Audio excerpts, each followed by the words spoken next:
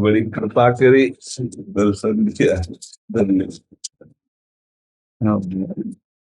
अरे मेरे प्रभु प्राणनाथ, धन्यवाद। हमारी इच्छा है कि कुर्सी में विराजमान हो जाओ आप महाराज जी। मेरे को जमीन में बैठने दे दिया जाए। आओ विराजमान, देश से हटा दो कुर्सी, हटा दो। आप एक आसन और लगा दीजिए।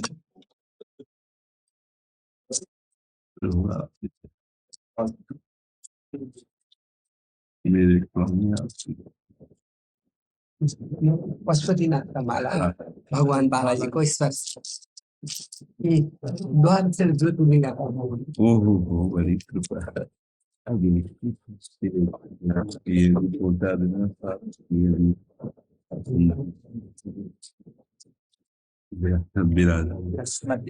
भाग्य आपके दर्शन मात्र से नेत्र पावन हो जाते हैं। बहुत आकांक्षा थी कि आपके दर्शन हो जाए दोबारा।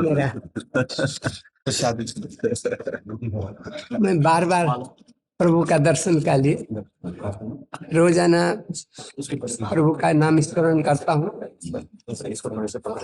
नीचे नहीं रख सकते, सामने छवि आ जाए तो आज दर्शन का कई दिन से इच्छा था, आज प्रभु कृपा हुआ। श्री जी के चरणों की।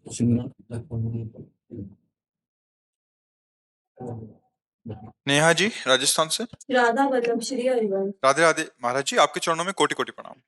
महाराज जी, मेरा सवाल है कि जो व्यक्ति पाप आचरण और पुण्य आचरण साथ साथ करता है, पाप कर्म पुण्य कर्म साथ साथ करते हैं, तो क्या उनके पाप कर्म पुण्य कर्मों की वजह से कट जाते हैं? नहीं, नहीं, दोनों शुभ और अशुभ कर्म अलग अलग हैं।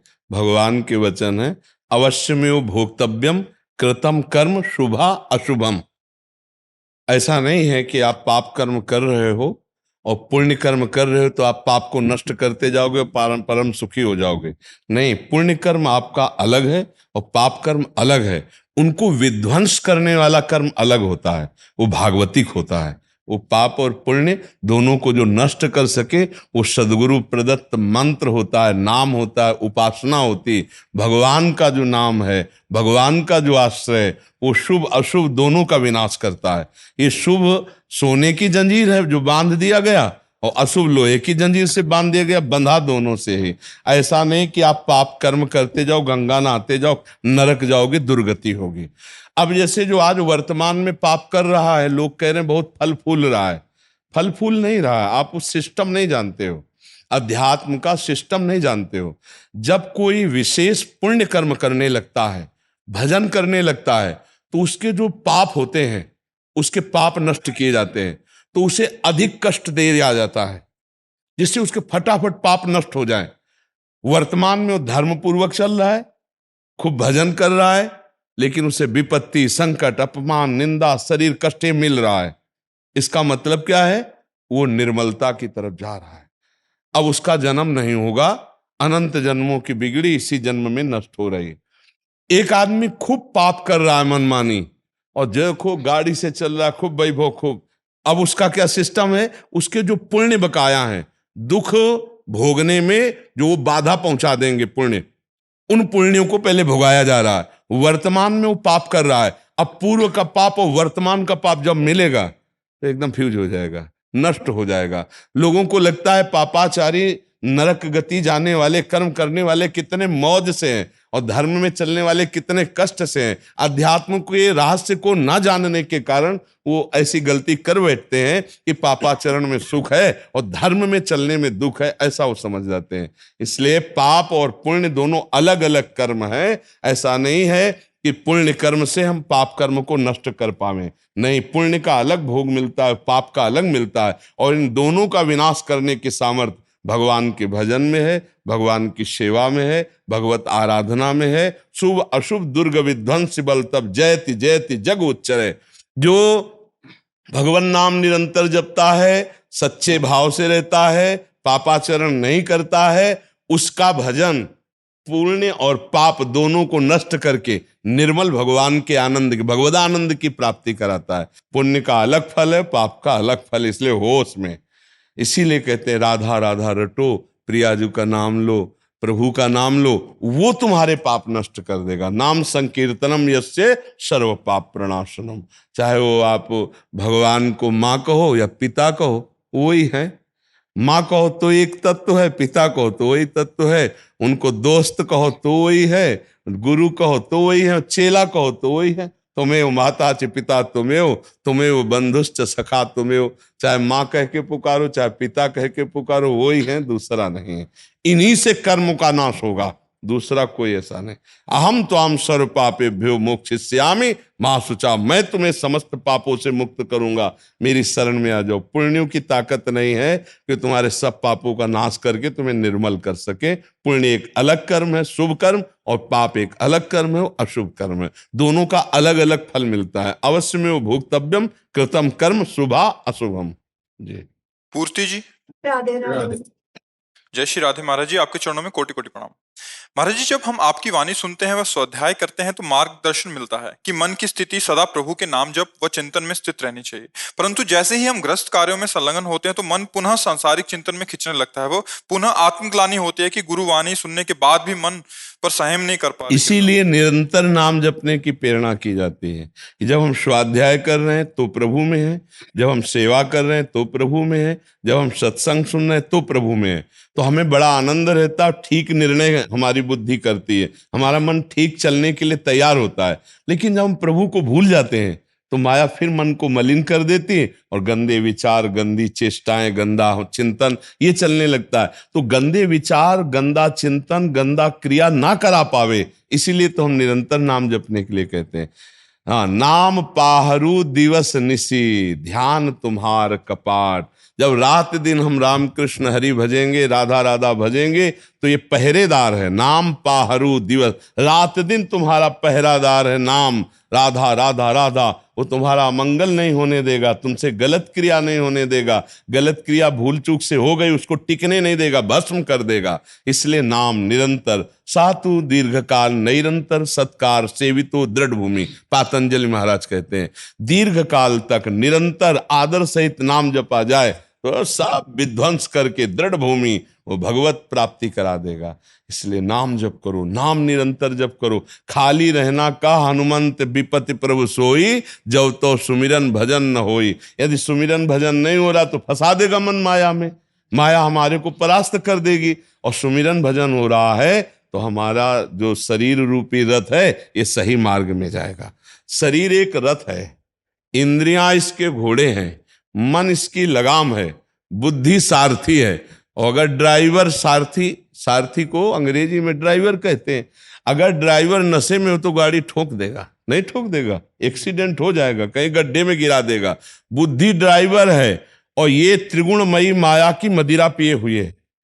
अब इसको नशा रहित करना है तो ईश भजन सारथी सुजाना। भगवान श्री राम जी ने कहा ईश भजन सारथी सुजाना। अगर बुद्धि ड्राइवर को बहुत प्रवीण बनाना है तो राधा राधा राधा, कृष्ण कृष्ण कृष्ण, राम राम राम।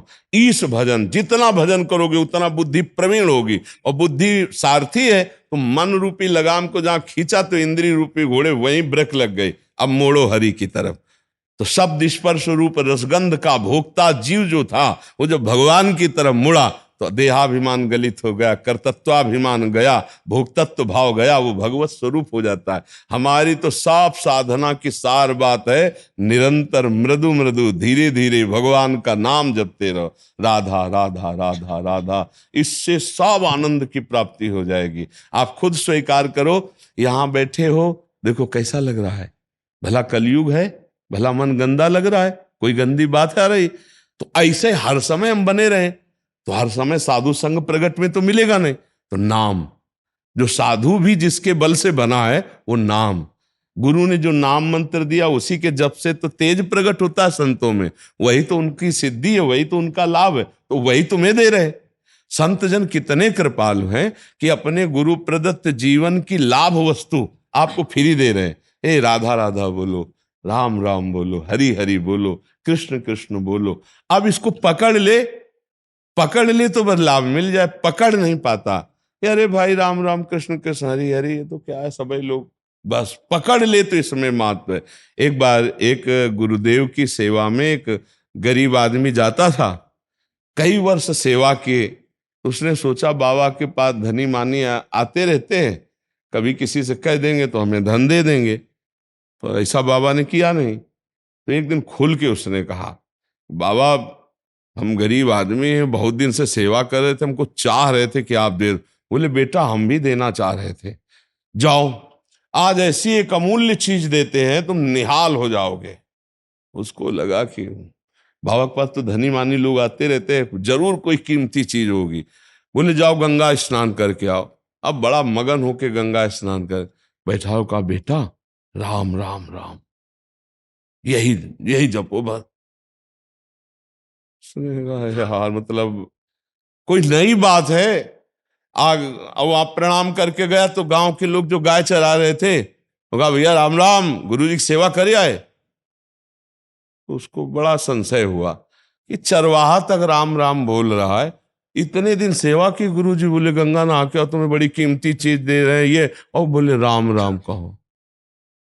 तो एक बार लौटा कि जाके महाराज जी से कहे कि फुसलाओ मती, हमें हमें तो संपत्ति चाहिए थी ऐसी कि जो हमको माला माल कर दे। तो गुरु जी सिद्ध पुरुष थे, जब वो लौट के गए तो बोले बेटा एक काम है। बोले गुरु जी कुछ पूछना था। बोले बाद में, हमारा एक काम है, एक हमारी झोली में हीरा रखा है, उसको बेचना नहीं है, केवल दाम पूछ के चले आओ। बोले ठीक है गुरु जी। अब वो हीरा लिए बाजार में गए तो सब्जी वालों के पास, तो सब्जी वाले ने देखा कि चमकता हुआ पत्थर है, तो उनका किलो 2 किलो बैंगन ले लो या आलू ले लो। बोले नहीं बेचना नहीं है। एक कागज में लिखा सब्जी वाले ने 1 किलो बैंगन या 1 किलो आलू लेने की। अब बनिया की दुकान में गया, उसने देखा, उसने कहा है तो चमकता हुआ, 1000 रुपया दे। 1000 रुपया, अगर किलो 2 किलो वहां आलू लेके बेच देते तो क्या हम जान पाते। 1000 रुपया लिखा, 1000। बोले लाओ। अब वो स्वर्णकार के पास, वो स्वर्णकार ने देखा हीरा है, पर ऐसे गरीब आदमी के पास हीरा कहां से आ जाएगा, तो नकली है लगभग। उनका 1 लाख रुपया देंगे। 1 लाख रुपया, कागज में लिखा 1 लाख रुपया स्वर्णकार। अब जौहरी के पास पहुंचा, जौहरी ने देखा, बोले ऐसे देश का हीरा है कि जितने हमारी दुकान में रतन हैं, आभूषण हैं, ईमानदारी की बात है, सब ले जाओ तो भी इसकी कीमत नहीं है। जौहरी ने कहा ये एक अलौकिक देश का हीरा। अब संत के अरे लिया। बोले गुरु जी ये तो बहुत कीमती है। बोले कब जाने, अगर हम कह देते बेच आओ तो 1 किलो आलू या 1 किलो बैंगन लेके आ जाते। तो उनका गुरुजी, उसके बाद हम गए वाणिज्य व्यापार करने, उसने इतना जौहरी ने कहा। तो बोले बेटा ये राम नाम कोई जौहरी संत ही जानता है, ये बैंगन आलू बेचने वाले जानवर चलाने ये तो ऐसे बोल दिए, जीवन भर इसी को या है, जा तो जप के तो देख। बोले गुरुजी यही प्रश्न था। बोले वही उत्तर तुम्हें देने के लिए क्रिया कराई। कोई जौहरी जैसे रतन की हीरा की कीमत जानता है, ऐसे भगवान नाम की कीमत कोई फकीर जानता है जो रात दिन उसी में डूबा हुआ है। आप जप के तो देखो, आनंद की धारा खुल जाएगी, आनंद स्रोत खुल जाएगा, सारे पाप नष्ट हो जाएंगे, मन एक अद्भुत आनंद में बना रहे। अच्छा देखो, हम शरीर से बहुत प्यार करते हैं, अपने लोग करते हैं ना, शरीर को कोई कष्ट हो जाए बर्दाश्त नहीं। नाम प्रभु का एक अपार मस्ती देता है। जो शरीर बहुत प्राण प्रिय है वो पुराने कपड़े की तरह लगने लगता है नाम जप से, इसका कोई महत्व नहीं रह जाता। इसलिए हम सबसे प्रार्थना करते हैं, दुख चिंता शोक भय और मृत्यु पर विजय प्राप्त कराने में समर्थ है कलिकाल में कोई साधन, तो भगवान नाम समर्थ है, दूसरा कोई नहीं। खूब नाम जप करो और लूट लो, ये संपत्ति है, जाना है यार भैया, आज नहीं तो कल जाना है, और बड़े धोखे में जाना है। हमारे लिए कोई विमान आने वाला नहीं, ध्यान रखना। ऐसे ऐसे आचरण, ऐसे ऐसे कर्म करते हो कि पिटते हुए जाओगे नरक। इसलिए राधा राधा जप लो, नाम जप लो। यदि 100-200 नाम भी है तुम्हारे पास, काम हो जाएगा। यमराज का दिमाग काम नहीं करेगा। मान लो पूरे रजिस्टर में पाप ही पाप है और लिखा है कि इसने 100 बार लिया राधा राधा। अब 100 बार राधा नाम का फल क्या होगा, वो महाभागवत है, जानते हैं, महाभागवतों में गणना धर्मराज जी की है, वो भगवत प्राप्ति करा देंगे। और कलयुग का ऐसा प्रभाव है, ऐसा पाखंड फैला, ऐसा दंभ नाटक फैला है कि नाम की तरफ प्रेरणा नहीं हो रही, मन नहीं लग रहा। लोग बिल्कुल बेकूफी को स्वीकार कर रहे हैं, बेकूफी को, खुला बेकूफी हो रही और उसको स्वीकार कर रहे हैं और खुली बात कह रहे हैं। भगवान कह रहे हैं कि तुम जैसा कर्म करोगे तुमको वैसा फल मिलेगा। सामने अर्जुन से बात कर रहे हैं, तुम ऐसे ऐसे कर्म करो, ऐसे ना करो। अगर कोई जादू टोना की बात होती तो जो दिव्य रूप दिखा सकते हैं वो दिव्य भगवान कोई नाटक दिखा देते, कोई चेटक कर देते, कोई चमक नहीं। गांडी में प्रत्यंचा चढ़ाओ और युद्ध करो, कहा है ने, मेरा भजन करो। तो हमें लगता है यदि आप लोग थोड़ी बुद्धिमानी कर लें कि नाटक नौटंकी में माया के ना फंस कर नाम जप करते हुए धर्मपूर्वक आचरण के तो आखिरी जन्म होगा। हमारे भगवान बड़े कृपालु हैं। भगवत प्राप्ति बहुत सरल है, बिल्कुल कठिन नहीं। जो दिमाग में डाला जाता है कि भगवत प्राप्ति बहुत कठिन है, बिल्कुल कठिन नहीं।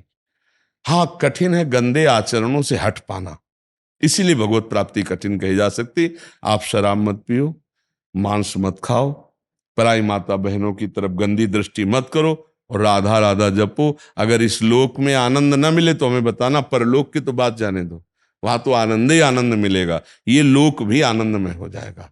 हम आप अपना उदाहरण इसीलिए देते हैं कि भयानक कष्ट की स्थिति में भी एक आनंद बना रहता है, एक अद्भुत तृप्ति रहती है, एक शांति रहती है, वो नाम के बल से। अभी ना मृत्यु का डर है और न जीने की लालसा है, जैसे प्रभु चलाओ ऐसे चल रहे। इसे सबसे प्रार्थना है, नाम जप करो, गंदे आचरण कभी भूल कर मत करो, माता पिता को भगवान समझो, राष्ट्र की सेवा भगवान की सेवा समझो, बढ़िया जीवन आनंदमय हो जाएगा। जी, स्वामी जी कृपा करते रहिएगा, दर्शन देते रहिएगा। मैं आपका दर्शन के लिए मैं बार बार आते रहूंगा और मुझे कृपा बनाए रखना। आपके दर्शन से हमको एनर्जी मिलती है, पावर मिलता है। उस जैसे बैटरी चार्ज हो जाए ना तो फिर ऐसे आप संतों से हमारी बैटरी चार्ज होती, इनकी बैटरी हमसे चार्ज होती, तो हमारी चार्ज होती संतों से। जब आप जैसे गुरुजन संत जल पधारते तो हमारा हृदय नाच पड़ता है कि आज मेरे ऊपर भगवान की विशेष कृपा हुई। जो प्रभु मोहि अनुग्रह कीना तो तुम आए दरस हट देना। अपनी तरफ से आप आकर मुझे दर्शन दिए, ये मेरे प्रभु का प्यार है, मेरे प्रभु की कृपा। बहुत बार बार ऐसे दर्शन मिलते रहे।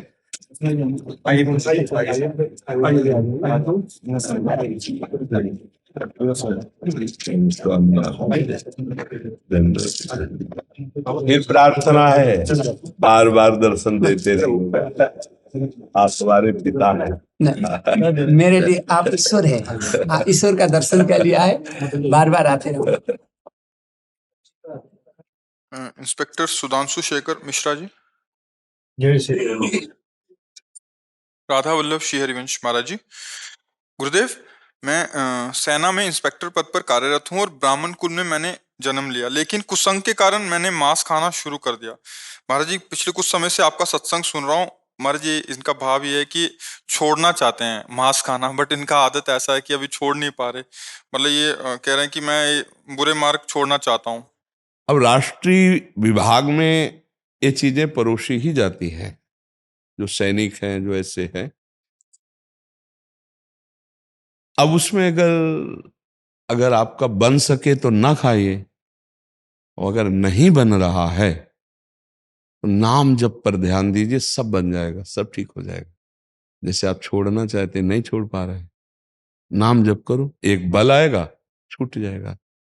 और हम बहुत से ऐसे हमारे राष्ट्रीय सैनिक जन जुड़े हुए हैं जिनको हमने कहा हर परिस्थिति में हमारे राष्ट्र सेवा की प्रधानता रखनी है और नाम जप की। अब वो ऐसी ऐसी जगह तैनात हैं, ऐसी परिस्थितियां हैं कि उनके पास जो पहुंच रहा है उसी से पेट भरे और राष्ट्र सेवा में समर्पित रहे।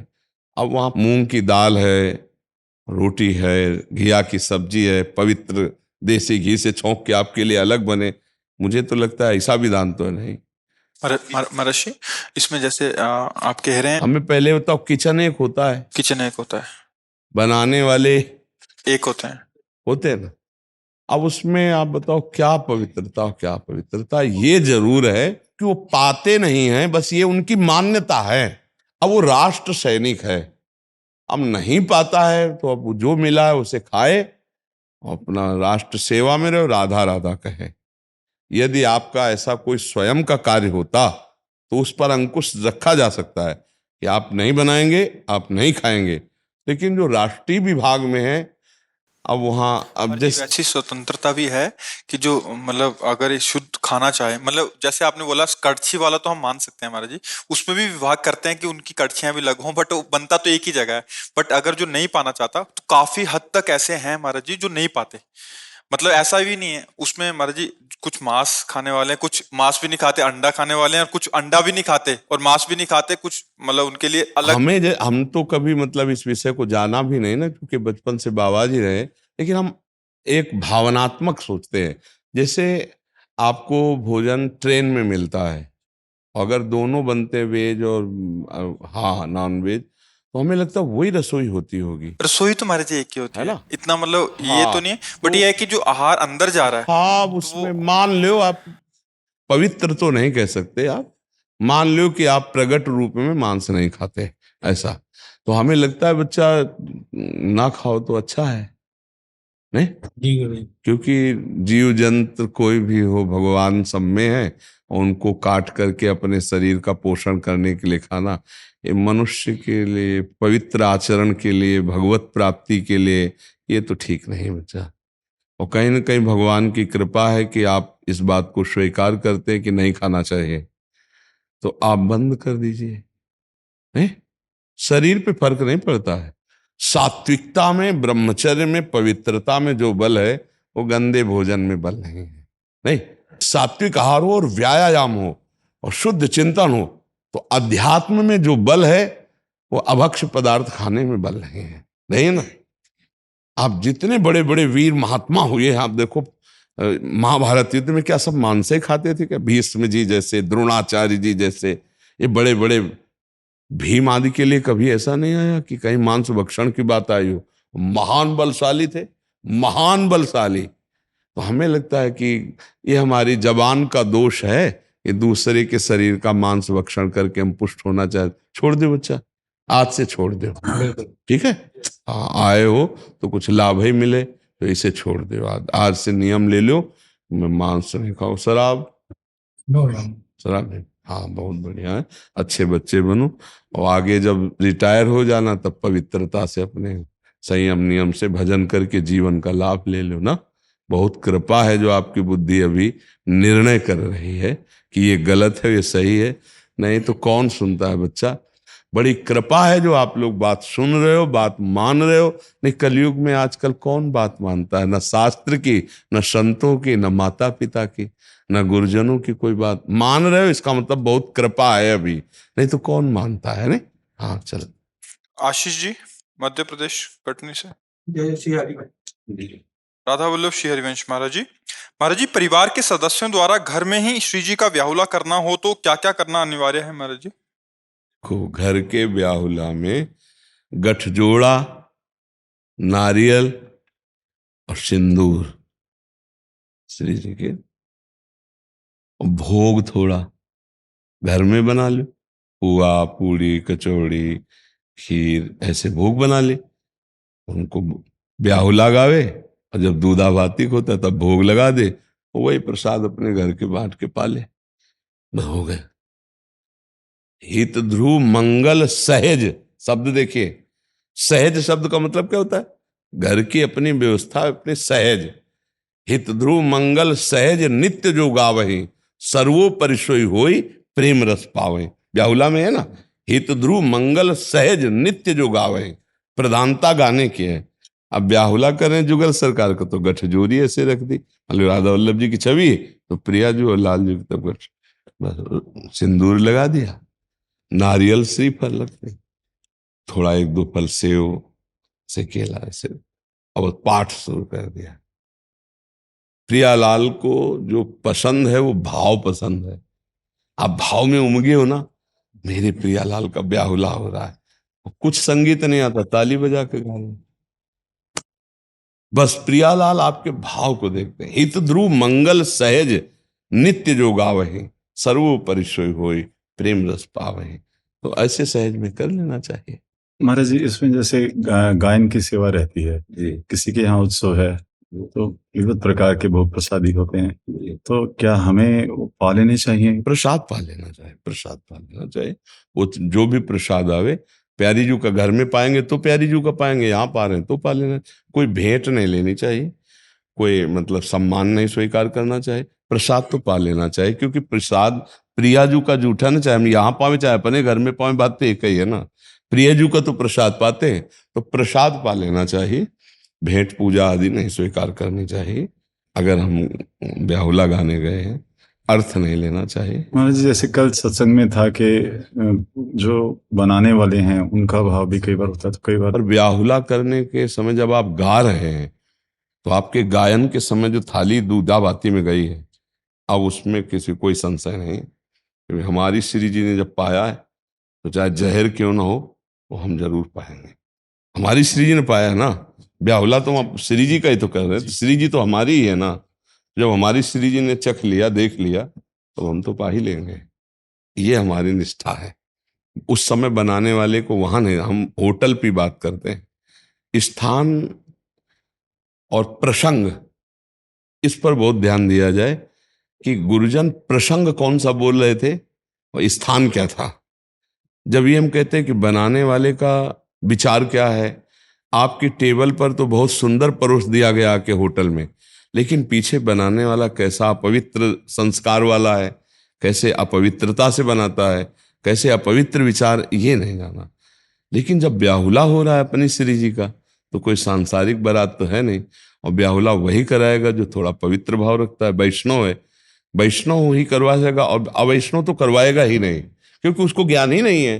तो एक तो वो वैष्णव है, और दूसरे के अंदर भाव कि हम श्री जी को भोग लगाएंगे, ब्याहुला में हो रहा ना, और तीसरे हमारे सामने भोग लगा, हम पद गाए हैं, अब हमें संशय नहीं, अब हम उसको प्रसाद को पा लेंगे, ऐसा भाव रखते हैं जी। महाराज जी, इसमें एक और प्रश्न था। जैसे आपने बोला था कि जो प्रसाद वगैरह जैसे परिक्रमा मार्ग आदि पे बट रहा है वो नहीं पाना चाहिए, ये तो एक बात हो गई महाराज जी, समझ आती है। तो जैसे मंदिर आदि में कभी प्रसाद आदि मिले, उसी समय बोला हाँ, था। उस समय बोले महाराज जी। हाँ। और यहाँ गुरु स्थान पे अगर हाँ। गुरुदेव आदेश कर दें, तो गुरु स्थान पे भी पा लेना चाहिए या? गुरु स्थान तो हमारा घर है, हम वहां थोड़ी सोचेंगे कि कोई दान पुण्य का है। मान लो जैसे राधा खेल कुंज में शरबत पिलाया जा रहा है या भोजन पवाया जा रहा है, तो दान पुण्य थोड़ी है। हमारे गुरु का जैसे हमारे घर में सब कुछ ऐसे यही है, सब कुछ हम ये बैठ के खूब पाएंगे और खूब नाचेंगे, खूब गाएंगे। हम कोई दान पुण्य का पा रहे हैं क्या? अपने बाप का पाना कोई दान पुण्य का पाना है क्या? तो अपने गुरु के यहाँ पाना कोई दान पुण्य का पाना है क्या? अच्छा, गुरु का यहाँ है तो वहां भी तो सब गुरु का है। अलग चीज थोड़ी है। बात है हम पुण्य के लिए थोड़ी होता है। यहाँ तो श्री जी का प्रसाद अपने बच्चे सब पाओ, चाहे चराचर जगत को आए। अब वहां जो रोड में बैठा रहे हैं वो पुण्य के लिए बांट रहे हैं। उसके पीछे कोई संकल्प है? हाँ, उनका कामना है जितने लोग पिएंगे उतना पुण्य मिलेगा। और यहाँ हमारी श्री जी से बढ़कर कौन सा पुण्य भैया? तो श्री जी को भोग लगाए पाओ, गुरु दरबार। मान लो गुरु जी के यहाँ हमें कुछ मिले तो वहाँ विचार थोड़ी होता है कि ये चीज है, नहीं, वो हमारे बाप की चीज है। गुरु का मतलब हमारे बाप की चीज है, हमारे पिता है, हमारे स्वामी, हमारे इष्ट है, इन्हीं का सारा वैभव। वहां थोड़ी सोचना है कि अब यहाँ पुण्य और दान, कि हम शरबत पिया तो 10 रुपया रख दें, तो शेष रुपया किसके है? उन्हीं के तो है। ये गलत हो जाएगा फिर। जैसे मन में आया कि भाई गुरु के यहाँ शरबत पिया तो 10 रुपया हम रख दें, तो 10 रख दिया, शेष जेब में जितने वो किसके हैं?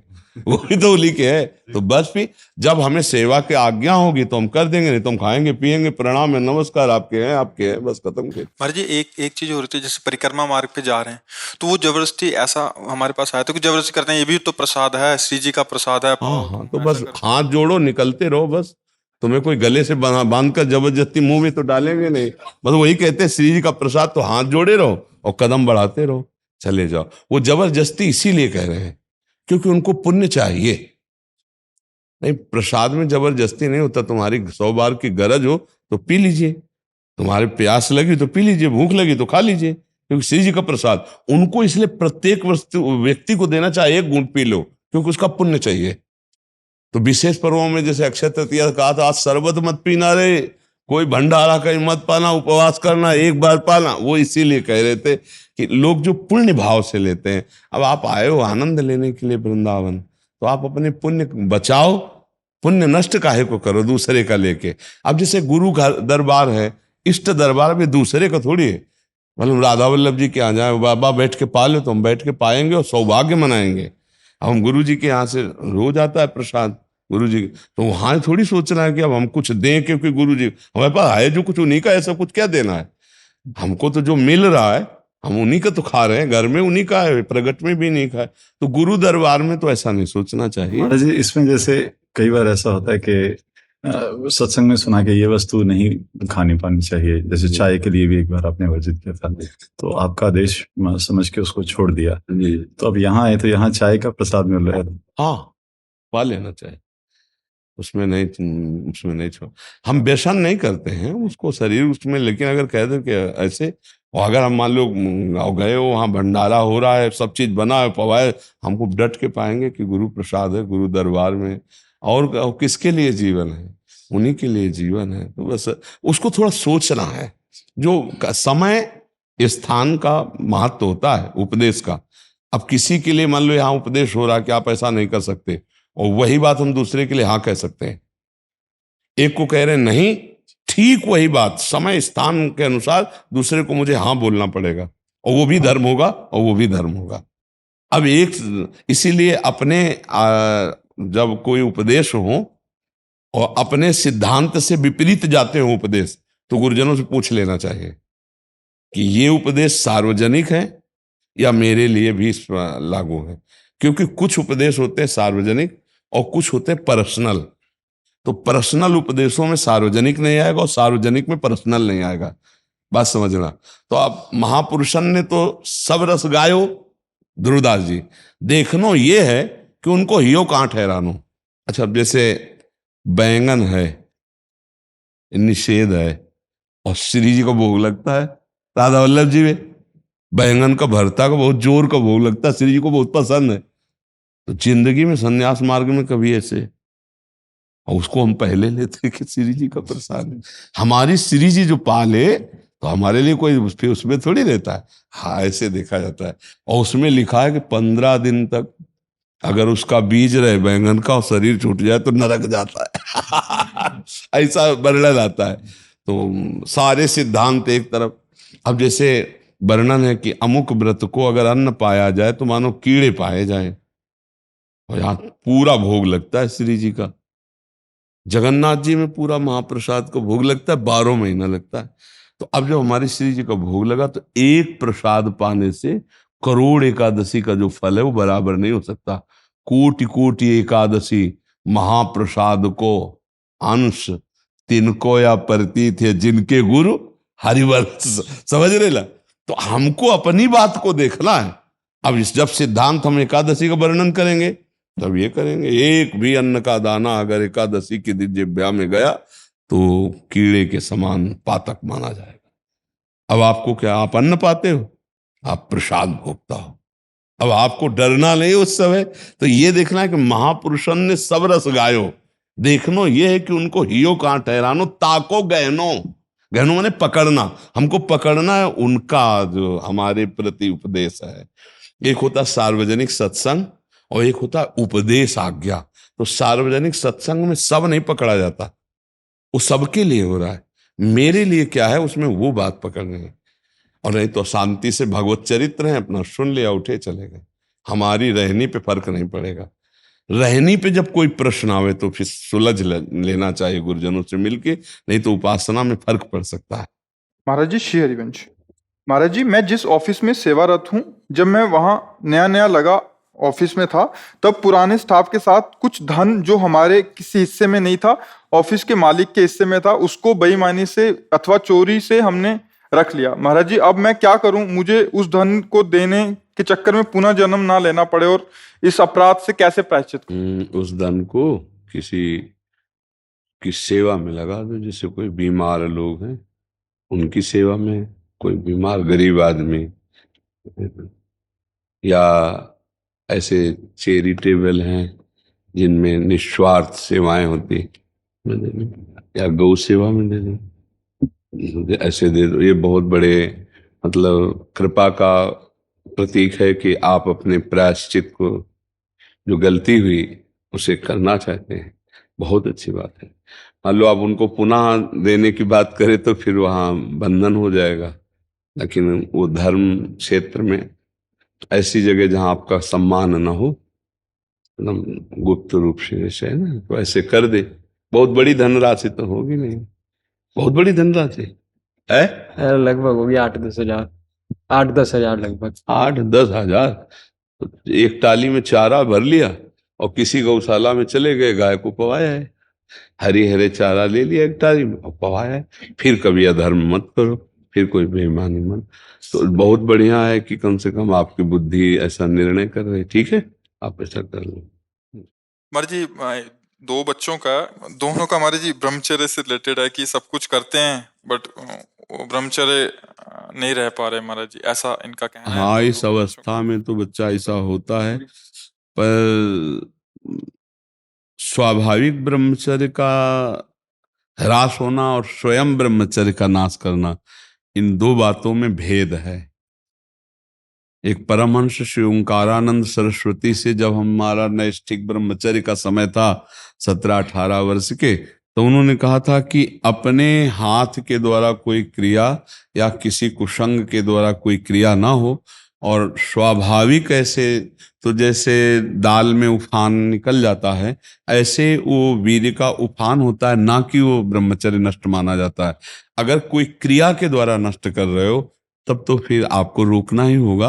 और उस स्वाभाविक स्थिति के लिए जैसे 2 किलोमीटर दौड़ लगाओ, 2-4 लीटर पानी शरीर को, जो पेट साफ रहे, नस नाड़ियों से गर्मी शांत रहे, नहाने के समय उदर में ज़्यादा ठंडा पानी ऐसे डाले, कुछ देर प्राणायाम व्यायाम करे, सात्विक आहार करे, गंदी बातें न सुने न देखे न मिले, तो मुझे लगता है ब्रह्मचर्य बच्चा पक्का हो जाएगा। अपने हाथ से अगर ब्रह्मचर्य नष्ट किया जाए तो फिर अभ्यास बन जाता है, फिर वो अभ्यास कसम खाने पे भी नहीं छूटता। यदि ऐसी कोई गंदी बात है तो उसे छोड़ना ही आपको पड़ेगा। उसके लिए कोई जादू तमाशा तो आता नहीं, आपको नियम लेना पड़ेगा। देखो, आपको ग्लानि तो है ही, तो आप उसका सुधार करने के लिए, मुझे लगता है कि स्वाभाविक ब्रह्मचर्य 6 से किसी को ग्लानि नहीं होती। ज्यादा ग्लानि होती जब नियम धारण करना चाहते हैं और फिर हम जब नहीं धारण कर पाते, तब हमें परेशानी होती। क्यों? ऐसी ही तो परेशानी होगी। हाँ महाराज जी ऐसी है। तो पर बात ये है महाराज जी की अहंकार बहुत है, ग्लानि बहुत कम होती है। अहंकार इतना ज्यादा हो गया है जी, कि ये बुरा नहीं लगता है, अब हमारे डेली का रूटीन जैसा हो गया है, तो मतलब लगता ही नहीं कि कुछ गलत काम किया। हाँ, क्योंकि बच्चा, जब हम नए नए कोई गलत काम करते हैं तो हमारे अंदर जो सत परमाणु होते हैं वो आपको ग्लानि देते हैं, और जब अधिक असत परमाणु हो जाते हैं, जैसे कोई हत्या करता है पैसे लेके, तो उसको हत्या एक व्यापार नजर आता है, उसको कोई ग्लानि नहीं होगी, आकर शराब पिएगा, मस्ती से रहेगा। उसको उसके सत परमाणु नष्ट हो चुके हैं। जैसे अभी अपने प्रश्न करता पीछे से कि हम जब गाली या कुछ ऐसा कटु बोलते हैं तो हृदय दुखी हो जाता है। कितना पवित्र परमाणु है जो गलत बोलने पर भी हृदय को दुख देते हैं। तुरंत बाद इतना बुरा लगता है महाराज जी कि क्या पाप कर दिया, लेकिन करते समय बुरा नहीं लगता। नहीं बच्चा, हमें लगता है कि ब्रह्मचर्य पर महत्व ना होने के कारण ऐसा होता है। नहीं, ब्रह्मचर्य पर महत्व हो और बुरा लगे, फिर अगली बार हम उसको सुधार न पाए, ऐसा कैसे हो सकता है?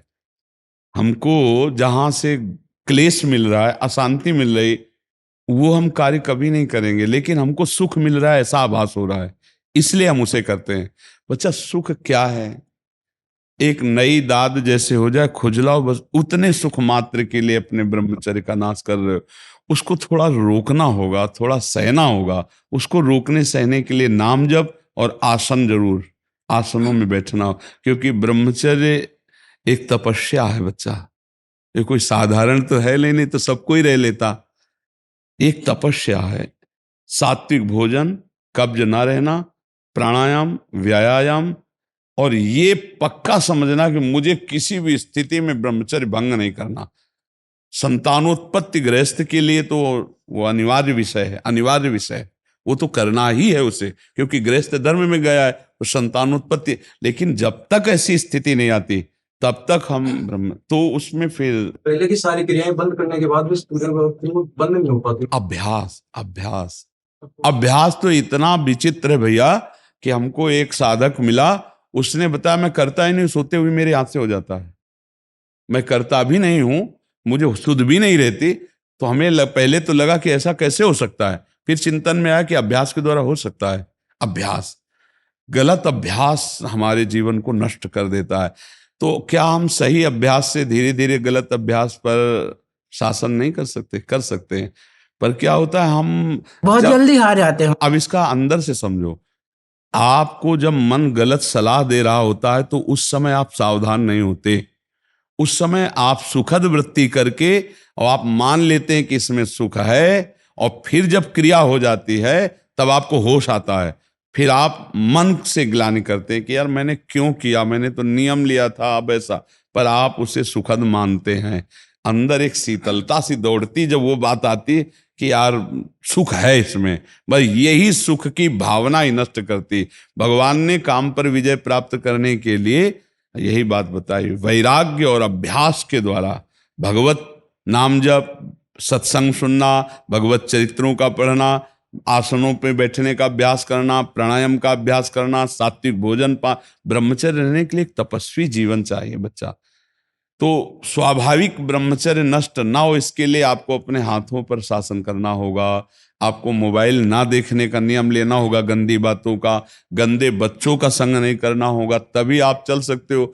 नहीं आजकल बहुत गलत उपदेश देने वाले मोबाइल में। जी कुछ मित्र तो ऐसे हैं जो आपके पास भी आने से रोकते हैं। हाँ, क्योंकि हमारे पास रुकेंगे तब तो बोलते हैं कि बाबा जी का उनका संग ज्यादा मत करो, हाँ, नहीं। पूजा करना है तो घर पे रहो। हाँ, बोलते उनका जंग तो कम से कम रोक ही रहे हैं, वो रोक ही रहे हैं। बाबा बन जाओगे। आए बोले संतों का संग करोगे तो वैसे ही हो जाओगे, तो पीला ओढ़ लोगे। लेकिन आपका जीवन बिल्कुल नहीं, हमने कभी ये तो नहीं कहा पीला पहन लो, हमने तो यही कहा है कि ऐसे बनो आचरण गृहस्थ में भी बनकर कि दूसरों को सुख पहुंचाओ और अपने को सुख पहुंचाओ। अच्छा आप खुद बताओ, एक बार ब्रह्मचर्य क्षीण होने के बाद आपको शारीरिक और मानसिक परेशानी होती है कि नहीं? हर तरह से होती है होती है महाराज। ना। तो देखो वो गलत है ना, चाहे डॉक्टर कहे चाहे मित्र कहें, वो गलत उपदेश देते हैं ना। यदि आपका स्वाभाविक ब्रह्मचर्य क्षीण होगा तो आपको उत्साह, शारीरिक फुर्ती बढ़ेगी। ध्यान देना, महीने 2 महीने 2.5 महीने में जब स्वाभाविक ब्रह्मचर्य स्वप्न दोष आदि होगा, वो आपकी शक्ति नहीं होगी। वो संतान उत्पत्ति करने वाला वीर्य नष्ट नहीं होता, वो क्रिया से ही होता है। जैसे आपने हस्त क्रिया या और क्रियाओं का आश्रय लेकर। तो ये जो मित्र जन हैं ये वास्तविक शत्रु जन हैं, जो कहते हैं गंदे आचरण करो। यार कुछ नहीं होता, सब कोई करता है। ऐसे कई बातें कही जाती, नहीं सब कोई नष्ट हो रहा है तो हमको भी नष्ट होना है क्या? 10 लोग गलत हैं तो क्या वो सिद्धांत हो जाता है क्या? ऐसा नहीं। देखो जहां से हमें सदुपदेश मिले। अच्छा हमने कभी ऐसा नहीं कहा होगा कि तुम यहां आओ ही नहीं, तुम जहां हो वहीं से सुनो और अपने जीवन को सुधारो। अच्छा बच्चा, आज तक के सत्संग सुनने से ये बताओ कोई ऐसी बात मिली है जो तुम्हारी बिगाड़ने वाली लगी? नहीं महाराज। कि आप कहते हैं दूसरों को सुख पहुंचाओ, दूसरों को सुख पहुंचाने में ऐसा हो गया हूँ, मतलब मेरे को बस ऐसा लगता है कि मेरी कोई ऐसी वाणी ना हो कि मेरी वजह से किसी को दुख पहुंच जाए, नहीं उसके बाद जीवन बदल। हाँ, ये जीवन यही साधुता का जीवन होता है। पैजामा कुर्ता में, पैंट शर्ट में आप महान आत्मा हो जाएंगे, आप गंदे पुरुष नहीं रहेंगे। एक सुधरा तो सैकड़ों को सुधार देगा, ये बात समझो। एक सुधर जाए ना तो आसपास का माहौल सैकड़ों को सुधार दे। कल एक आए थे भाई, किसी नौकरी में थे, वो कहते थे हमारा पूरा डिपार्टमेंट राधे राधे करके ही हमसे बात करता है। बिल्कुल यही होता है। तो अब राधा राधा, राधे राधे, हेलो हाय जहां बंद नहीं, अब राधे राधे हो रहा तो कितना बढ़िया बात है। अच्छा तुम्हें लोग देख के डरने लगे कि यार ये तो पिएगा नहीं और पीने देगा भी नहीं, ऐसे डरने यही लगे। होता है महाराज। हाँ, तो आप लोग थोड़ा नियम निष्ठा को धारण करें। आप दौड़ते हैं? हाँ महाराज, कई किलोमीटर? 400 मीटर की 3 चक्कर। 1 किलोमीटर हाँ, पर ना रोज नहीं हो पाता, रूटीन में नहीं हो पाता वो, नहीं कंटिन्यू नहीं हो पाता महाराज। नहीं, ब्रह्मचर्य के लिए तो बहुत जरूरी। बच्चा बहुत बड़े तेज को रोक लाए, कोई साधारण थोड़ी। सात्विक भोजन और व्यायाम और प्राणायाम। प्राणायाम करते हो कुछ मिनट तो फिर कैसे रोक पाओगे? अरे बहुत बड़ा तेज है, इसको रोकने के लिए जरूरी है। इसकी वजह से और भी पाप होते हैं महाराज जी, जैसे दूसरी माताओं बहनों के लिए दृष्टि खराब होती हाँ, है, बच्चा झूठ सही। बोलना पड़ता है, हाँ। बहुत सारे इत्यादि ऐसे काम है जिसके लिए नहीं, सबसे ज्यादा पाप जो है काम से ही होता है। काम से ही क्रोध होता है, काम से ही लोभ होता है। मान लो काम हमारा भावना बन गई, उसके प्रतिकूल हुआ तो फिर हम हिंसा भी कर देंगे। कामी पुरुष ही तो हिंसा करता है, कामना ही तो हिंसा कराती है। देखो जितने बड़े बड़े गलत काम होते हैं वो सब काम ही तो करवा रहा है। बहुत बड़ा राक्षस है ये काम। और ये धर्म पूर्वक अपने गृहस्थी में जो है वो भगवान धर्म बताया उसे, काम को धर्म पूर्वक भोगा जाए, जैसे संतानोत्पत्ति के लिए एक पत्नी को भाव रख करके जिससे पाणी ग्रहण, वो धर्म है। लेकिन अन्य भाव अन्य क्रियाएं अधर्म है, उसी से हानि होती है। अगर 25 वर्ष तक ब्रह्मचर्य रह जाए या 20 वर्ष तक और फिर गृहस्थी में अपने ही केवल संतानोत्पत्ति के लिए प्रयोग किया जाए, वो ब्रह्मचारी ही माना जाएगा, वो कभी शक्तिहीन नहीं होगा। भाई आप बचपन से शुरू हो जाते हैं अपने सर्वस्व नाश बचपन का। से ऐसा संग्रह है महाराज हाँ बच्चा, लोगों का कि पर अब सुधार कर लो। क्यों? महाराज जी जैसे मैं वोट रहे अब की बार मैंने अपना बेस्ट दिया जितना दे सकता था, लेकिन 1 महीने के बाद मतलब फिर वो ही आप मत करो, 1 महीने के बाद अगर हो जाता है तो कुछ आप मत करो। वो खुद फिसल जाता हूँ, मतलब ऐसे नहीं पता चलता क्या हो रहा है। मन नहीं, फिसल खुद जाता हो है जाता महाराज नहीं जी। नहीं फिसलना ऐसे है यार। ये तो पता होता है ना मैं क्या कर रहा हूँ। ऐसा नहीं कह सकते कि मुझे पता नहीं, इतने सिद्ध तो नहीं होगी। राधा राधा राधा राधा राधा।